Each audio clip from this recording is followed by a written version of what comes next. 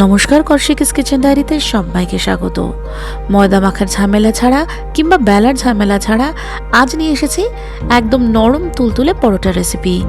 আশা করি রেসিপিটি আপনাদের ভালো লাগবে, তাই পুরোটা দেখার অনুরোধ রইল। তাহলে চলুন দেরি না করে দেখে নিই আমার আজকের রেসিপি।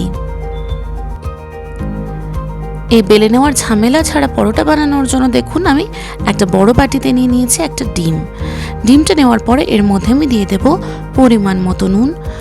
এটা আমি যতটা ময়দা নেব সেই অনুযায়ী একবারেই দিয়ে দিচ্ছি। তারপরে খুব ভালোভাবে ফেটিয়ে নিয়ে এর মধ্যে আমি দিয়ে দেব 1 কাপ দুধ, সেটাও রুম টেম্পারেচারে আছে। দুধটা দিয়েও খুব ভালোভাবে মিশিয়ে নেব। দুধ, ডিম আর নুন মিশিয়ে নেওয়ার পরে এর মধ্যে দিয়ে দিচ্ছি আমি 1 টেবিল স্পুন সাদা তেল। সাদা তেলটাও আমি খুব ভালোভাবে মিশিয়ে নেব। তারপর সবশেষে আমি দিয়ে দেবো এর মধ্যে ময়দা। এখানে আমি 1 কাপ ময়দা নিয়েছি, তবে পুরো ময়দাটা কিন্তু আমি একবারে দিচ্ছি না।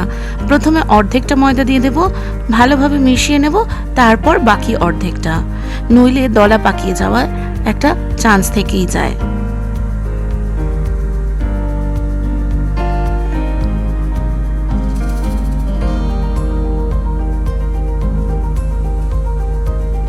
এখানে আমার ভালোভাবে মেশানো হয়ে গেছে। কনসিস্টেন্সিটা মানে ঘনত্বটা দেখুন এরকমই কিন্তু হতে হবে।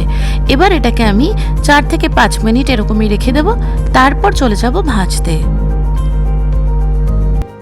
এবার একটা ফ্রাইং প্যান আমি খুব কম আঁচে গরম করে নিয়েছি, আর তার মধ্যে দিয়ে দিচ্ছি 1/2 টিস্পুন সাদা তেল। সাদা তেলটা সব দিকে ছড়িয়ে নেব, আর তারপরে সেই ব্যাটারের 1 হাতা পরিমাণ ব্যাটার আমি এখানে দিয়ে দেব। খেয়াল রাখবেন এই সময় কিন্তু গ্যাসের আঁচ একদম যেন কম থাকে। এবার আমি গ্যাসের ফ্লেমটা বাড়িয়ে দেব। উপর দিকটা দেখেই বোঝা যাচ্ছে একটা দিক হয়ে গেছে, যদিও পরোটার মতো হয়নি, তবুও এবার আমি হালকা করে সেঁকে নিয়েছি। এবার উল্টে দিয়ে আর একটা দিকও সেঁকে নেব। সেঁকে নেওয়ার পরে যেভাবে আমরা পরোটা ভাজি উল্টে পাল্টে একটুখানি চেপে চেপে পরোটা ভাজি, ঠিক সেভাবেই এটাকেও ভাজতে হবে। খেয়াল রাখবেন কখনোই কিন্তু শুরুতে গ্যাসের ফ্লেম হাই রাখা যাবে না। যখন ফ্রাইং প্যানে ব্যাটারটা দেবেন তখন কিন্তু একদম লো ফ্লেমে থাকতে হবে। এবার দেখুন এটা কিন্তু পরোটার মতো দেখতে হয়ে যাচ্ছে, আর এটা অনেকক্ষণ পর্যন্ত সফট থাকে। দুদিকটা খুব ভালোভাবে ভাজা হয়ে গেলে এটাকে আমি তুলে নেব।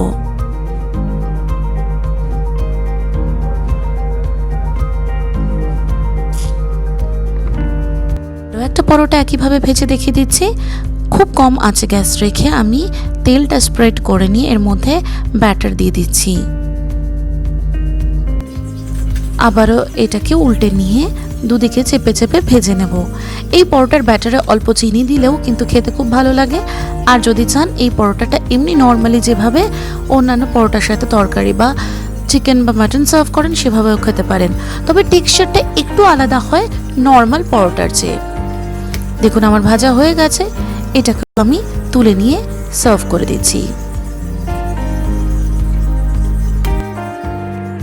সবশেষে আপনাদের দেখিয়ে দিয়ে পরোটাটা কতটা সফট হলো।